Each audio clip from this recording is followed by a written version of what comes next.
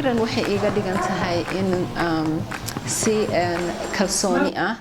iyo si dhiiran oo uu maaragtay qofka dumarka ah oo Soomaaliyeed iyadoo nafteeda ku qanacsan أنا وحبق أما عفسية أنا كتشرين نلاش هذا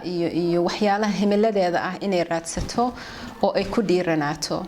ديرن رنتي وسبيس أما ومضل لوجو تلاقي قبلها الصوماليات إني يسوي مادان يجا كهذليا وحياله يجا خصية مركا قبلها ديرن وحي كوضا هذلان مركا مشان مضلنا عن يسوون مادو waxaanu ka hadalnaa dhibaatooyinka dumarka Soomaaliyeed haysta haday yihiin dhibaatooyin horumarkooda ah haday noqoto dhibaatooyin waxbarasho haday noqoto dhibaatooyin nabadgelyadooda iyo safety-gooda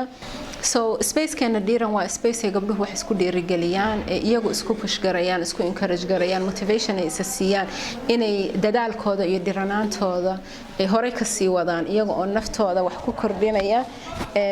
dadka ay jecel yihiin iyo families-koodana wax ku kordhinaya waxyaalaha dhiirigeliya nolosha waxa kamid ah runtii waxa weeye himiladayda aan u leeyahay dhinaca shaqada ama dhinaca career-kayga development-kiisa horumarintayda dhinaca shaqo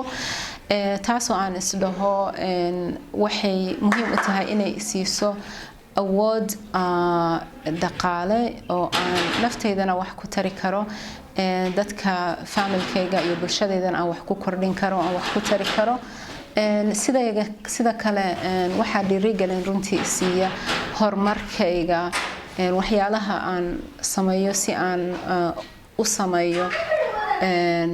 horumar dhinaca aqoontayda iyo dhinaca maaragtay sida aan naftayda ugu horumarin lahaa